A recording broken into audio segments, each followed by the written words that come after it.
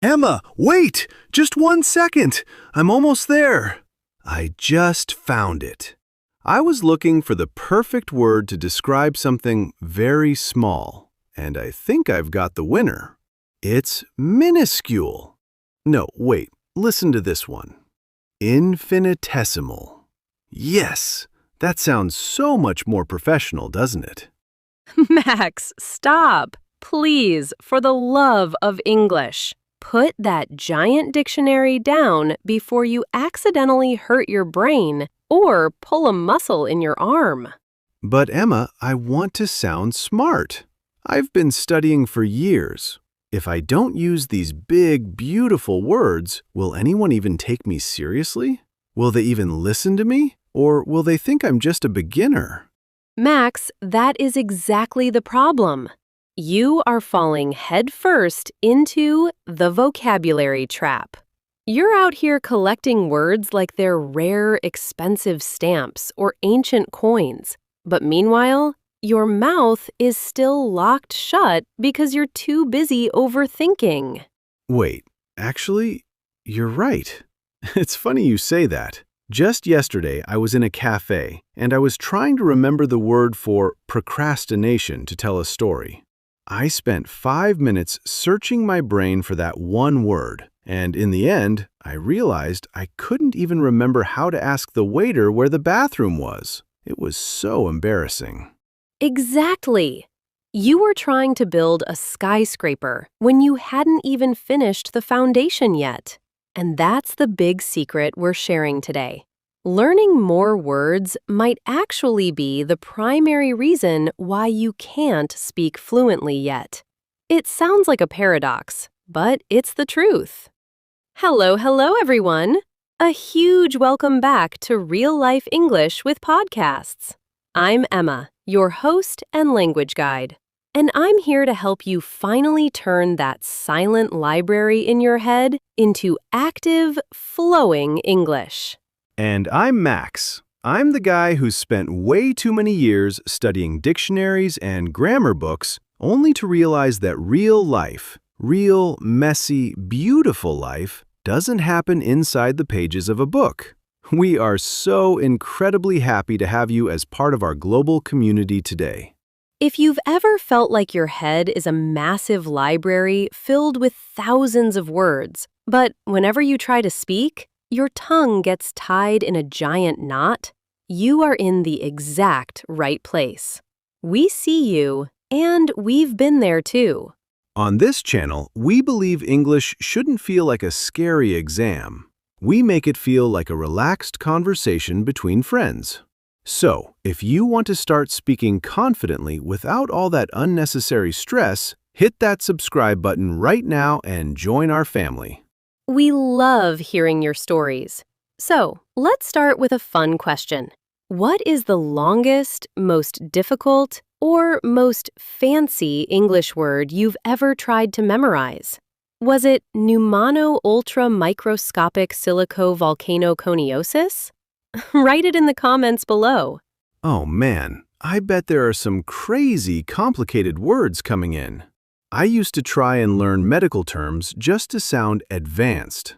But Emma, let's get back to the trap. Why is my big vocabulary actually a hurdle? Why is it stopping me from being fluent? Think about it this way, Max. Imagine you go to a pizza shop. If they have only 3 types of pizza, you pick one in 10 seconds. But if they have a menu with 500 different toppings, what happens to your brain? I probably stand there for 10 minutes, sweating, while the line behind me gets longer and longer? Exactly. In psychology, we call that analysis paralysis. When you have too many choices, your brain freezes. When you're talking to someone, your brain is busy searching through a database of 10,000 words trying to find the perfect, most intelligent word, while the real, live conversation is already moving past you. I failed miserably at a party last week because of this exact thing. Someone asked me how my day was. I wanted to say I'm tired, but my brain started a boxing match between exhausted, fatigued, drained, and weary. I just stood there silently for 5 seconds. And by the time you finally picked a word, the person had probably already walked away to find someone else to talk to who didn't look like they were having a mental breakdown. It was so awkward. They probably thought I was just staring at them intensely or that I didn't understand the question. My face was red and my brain was still looking through the dictionary. That is the trap in action. You have to realize that you don't need 5,000 fancy, smart words to be fluent. To have a great life and great conversations, you only need about 500 to 1,000 core words that you can use at the speed of light. So it's really about the difference between active and passive vocabulary, right? One is what I understand when I read, and the other is what I can actually use when I'm nervous? Precisely. Most learners have a massive passive vocabulary, thousands of words sleeping in the back of their heads. But their active vocabulary, the ones they can use without thinking, is tiny. Hey bro, explain it in simple language. How do we wake up those sleeping words? How do we get them from the library to our tongue? That's exactly what we're unwrapping today. We aren't just identifying the problem, we're giving you the keys to escape this trap once and for all. We want you to start speaking with what you already know, instead of waiting to learn more. I know, you must be thinking, but Max, I still want to sound professional at my job. Don't worry, we've got you covered. We're going to show you how simple English can actually be more powerful and more respected than big, confusing words. Stick around because in just a few minutes, Max is going to share a story about how he tried to use a fancy word during a meeting with his boss. And it went so hilariously wrong that he almost lost his mind.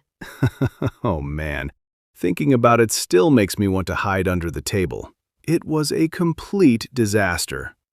You definitely don't want to miss that. Stay with us, because we're breaking the wall today. Okay, Max, let's get practical now. We've identified the enemy. We know the vocabulary trap is real, but how do we actually climb out of it? How do we stop being word collectors and start being word users? I am more than ready, Emma. My dictionary is officially closed and my mind is wide open. Give me the secret sauce. What is the very first, most important step to breaking free from this heavy vocabulary weight that's pulling me down? Step 1. You have to embrace and master the 80-20 rule.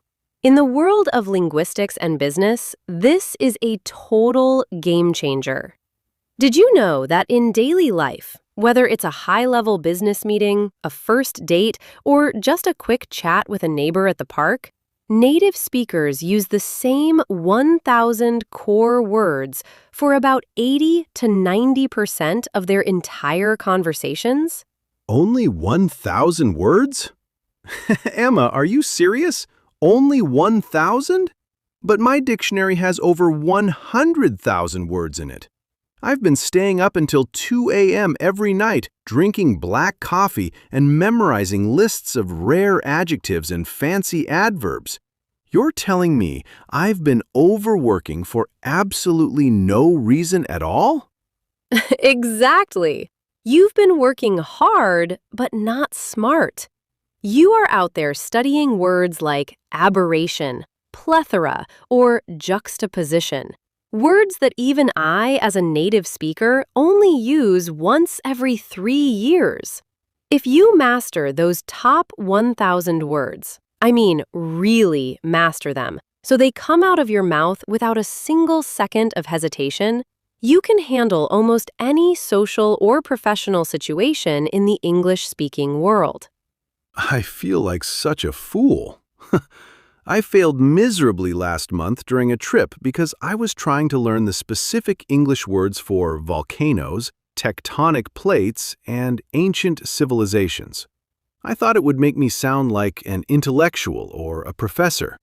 But Emma, when am I ever going to talk about a volcano at a grocery store while buying eggs? Or while checking into a hotel at 11 p.m.? Unless the grocery store is literally sitting on top of an erupting volcano, probably never. And let's be honest, Max, if a volcano did erupt, you wouldn't use a big word. You'd probably just scream, "Run!" which is a very simple, very effective word. So the logic here is, instead of learning more words that I will probably never use in my entire life, I should focus on using the common words in more creative ways. Exactly. Think about the word get. In a boring school textbook, it just means to receive. But in real-life English, it's a superpower. You can get a coffee, get angry, get home, get a joke, get a promotion, or even get what someone is trying to say. One tiny three-letter word can replace 100 complicated verbs like obtain, become, arrive, understand, or comprehend. Wow, that makes so much sense. It's like having a small, light multi-tool in your pocket that can do everything, instead of carrying around a giant, heavy box of specialized wrenches that you don't even know how to use. Why do we make it so hard for ourselves? I love that analogy, Max. It's perfect. It's all about being a linguistic minimalist. Now, that leads us directly to step 2, which is often the hardest one for my students to accept. Stop looking for the perfect word. Oh, you're talking directly to me now, aren't you? I am a total perfectionist. I feel like if I use a simple word, I'm failing as a student. I want the exact, most beautiful, most poetic word every single time I open my mouth. I want people to go, "Wow, Max is a genius." I know you must be thinking that good is too boring, and you should wait until your brain finds the word magnificent, splendid, or extraordinary. But here's the cold, hard reality. While you are standing there silently staring at the ceiling, searching your mental library for magnificent, the silence in the room is getting very, very awkward. It's so true. It happened to me last Friday. My friend asked if I liked the movie we just watched. I stood there for 10 seconds trying to remember the word exhilarating. By the time I finally found it, my friend was already looking at his watch like, "Is Max okay? Did he forget how to breathe? Does he need a doctor?" Exactly. Silence is the true enemy of fluency, not simple words. My advice? Use the first word that pops into your mind. If you mean big, just say big. Don't make the world wait for enormous, gigantic, or monumental. The person you're talking to doesn't care about your vocabulary. They care about your message. But Emma, be honest. Won't I sound like a little kid? I'm a grown man with a professional career. I don't want to sound like I'm 5 years old at a business lunch. Not at all. Confidence is 10 times more professional than a big vocabulary. Think about successful CEOs or leaders. They often speak very simply so everyone can understand them. A person who speaks simply, smoothly, and without stopping sounds way more fluent than someone who uses university-level words but stutters, stops, and sweats every 3 seconds.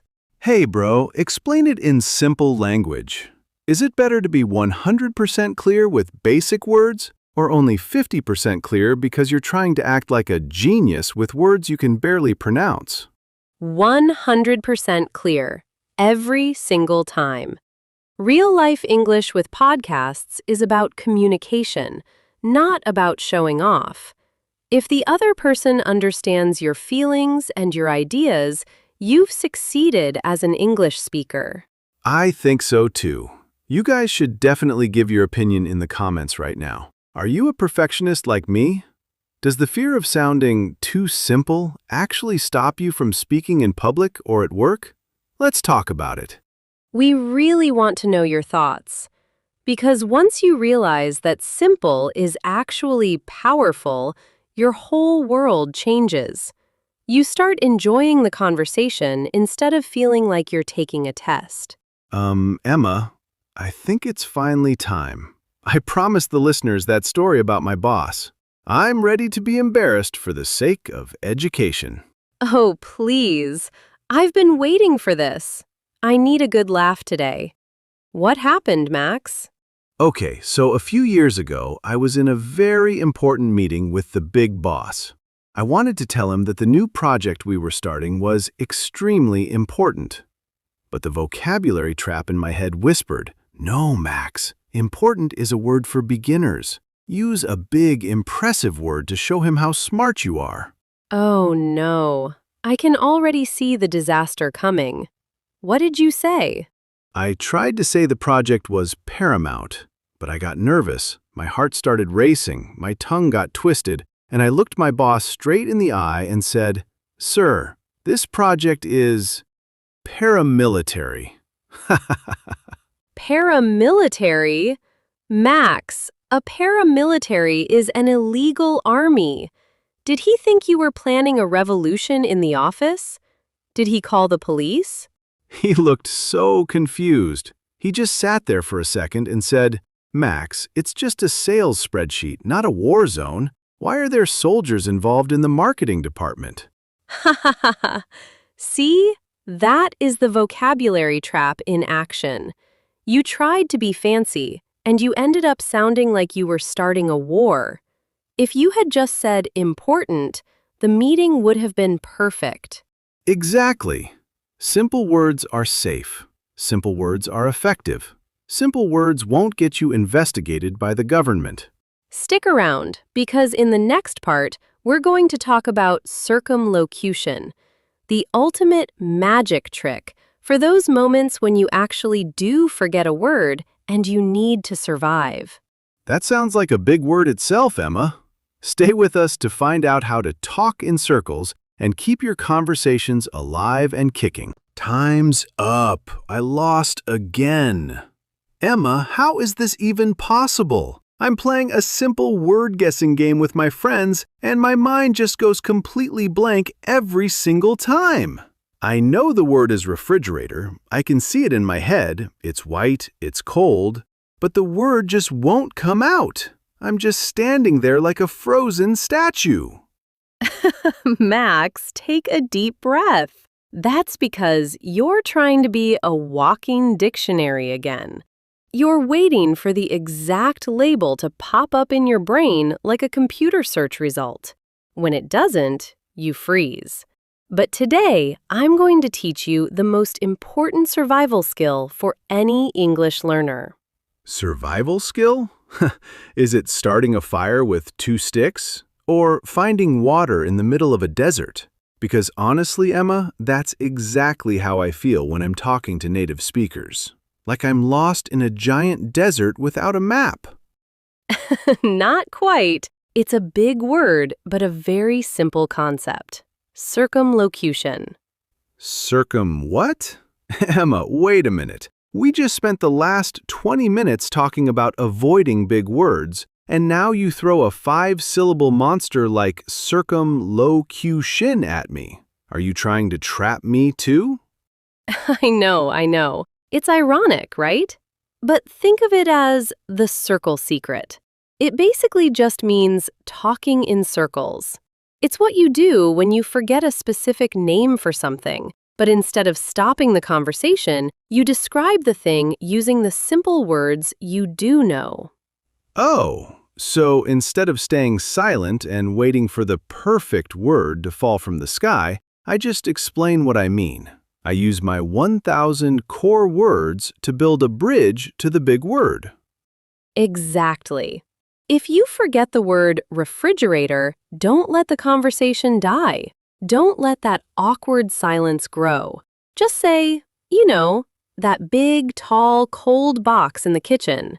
The one where we keep the milk and the leftovers from last night. I actually did that yesterday without even realizing it had a fancy name. I totally forgot the word for dentist. My brain just deleted the file. So I told my friend, I can't go to the cinema tonight because I have an appointment with the tooth doctor who makes me cry and then gives me a sticker at the end. The tooth doctor who makes you cry. Max, that is brilliant. That is perfect circumlocution. But tell me the truth. Did your friend understand what you meant? Yes, immediately. He laughed and said, "Oh, you mean the dentist?" And the conversation kept moving. We didn't have that painful 10-second silence where I stare at the floor and start sweating while he wonders if I've forgotten how to speak entirely. That's the secret right there. Fluency isn't about knowing every single word in the Oxford Dictionary. Even I, as a native speaker, don't know every word.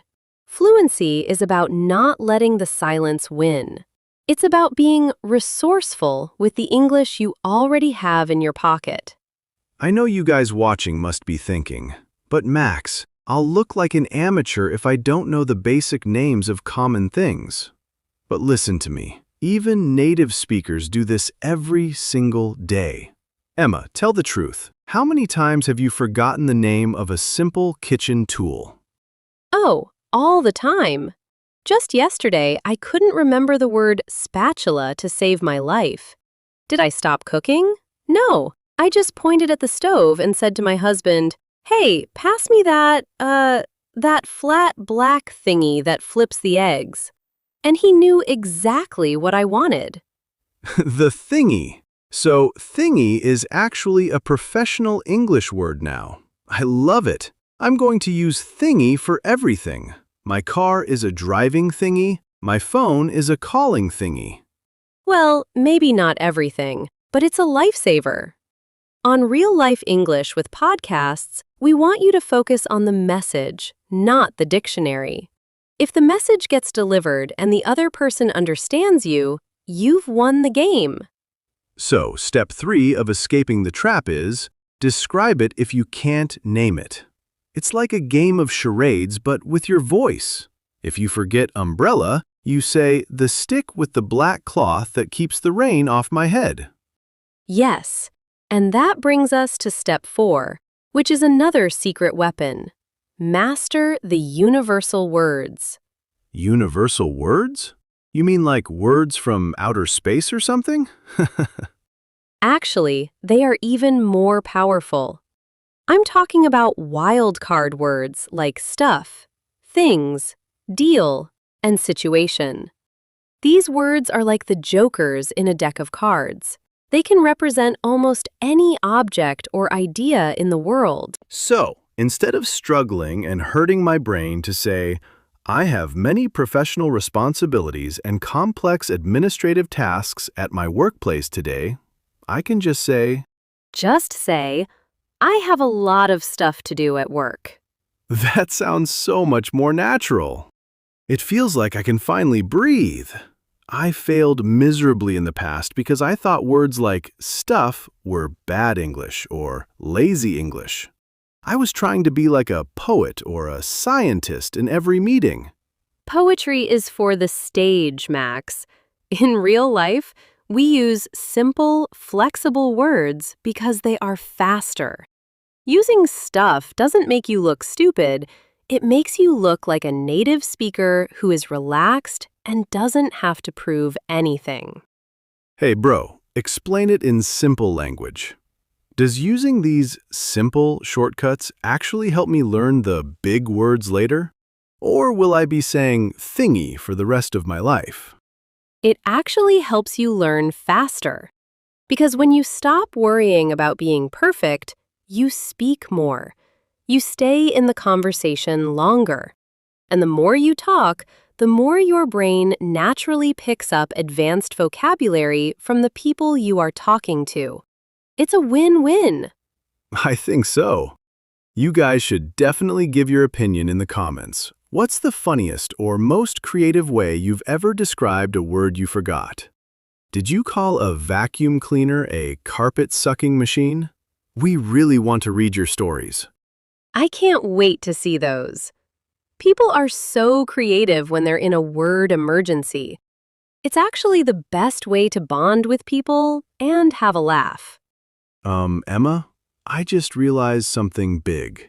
If I stop fighting with my vocabulary every second, I can actually focus on my pronunciation and my rhythm.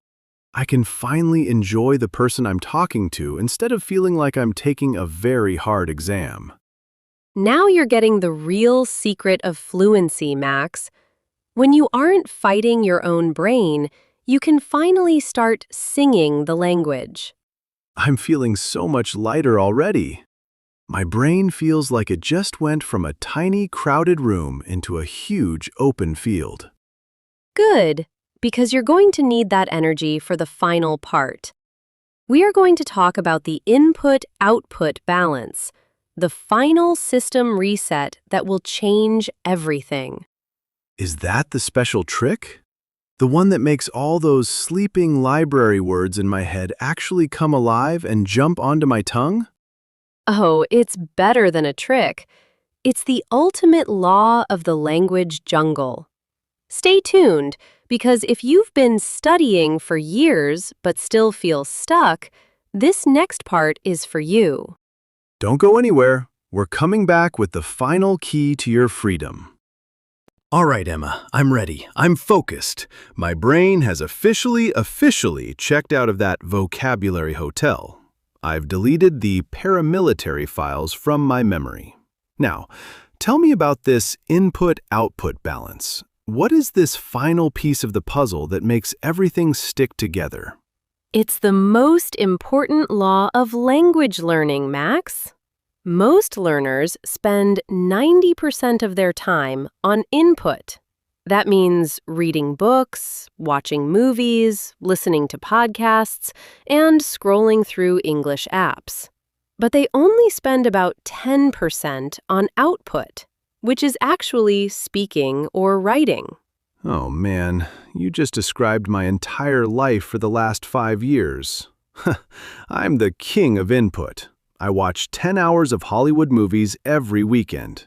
I listen to English songs while I sleep, and then I wonder why I still sweat and shake when someone just says hello to me in the elevator.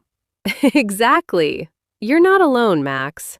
You're like a person who watches 1,000 hours of professional swimming videos on YouTube, but never actually gets in the pool.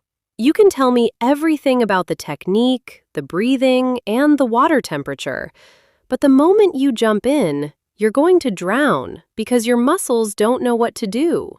Whoa, that hit me hard. So, what you're saying is that the vocabulary trap is actually just an input trap? We keep collecting information because it feels safe, but we never use it because using it is scary? Precisely. You have more than enough words in your head right now to be fluent. I promise you.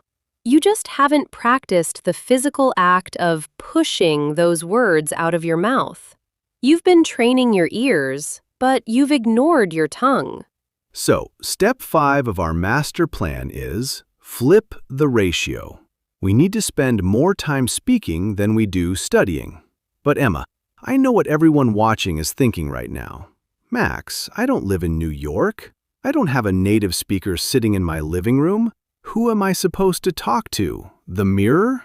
Yes, talk to the mirror, talk to the wall, talk to your cat. It sounds crazy, but it works. Your brain doesn't care if you're talking to a human or a houseplant.